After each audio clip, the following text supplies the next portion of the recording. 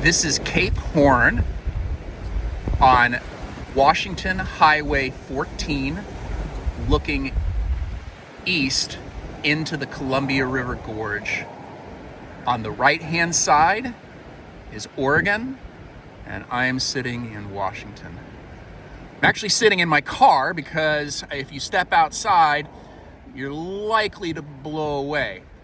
It's high winds, gale force winds, which is not uncommon in the Columbia River Gorge.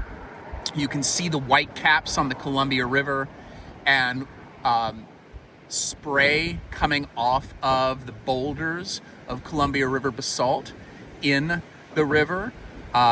This is, like I said, fairly common. The air whips through the Columbia River Gorge both directions. Today it's coming from the Columbia Basin and moving west through the gorge and towards the Pacific Ocean.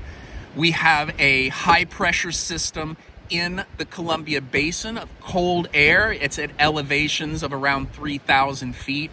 And so that cold, dry air that has passed over the Cascade Mountains is descending, and it's looking for an outlet. And so it punches through the Columbia River Gorge out towards the Pacific Ocean and the low pressure that's offshore.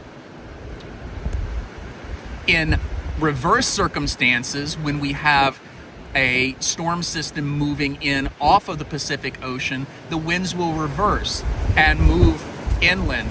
Wow, can you see my car moving back and forth in the wind? It's in park.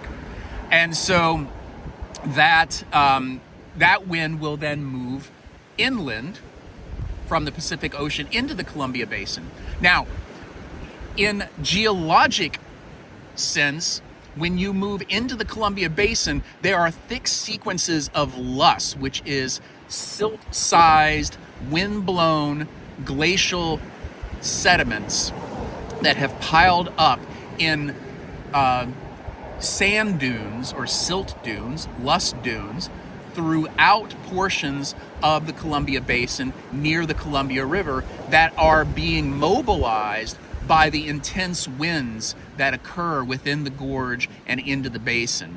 So today is an excellent view of that wind activity that you get in the Columbia River Gorge.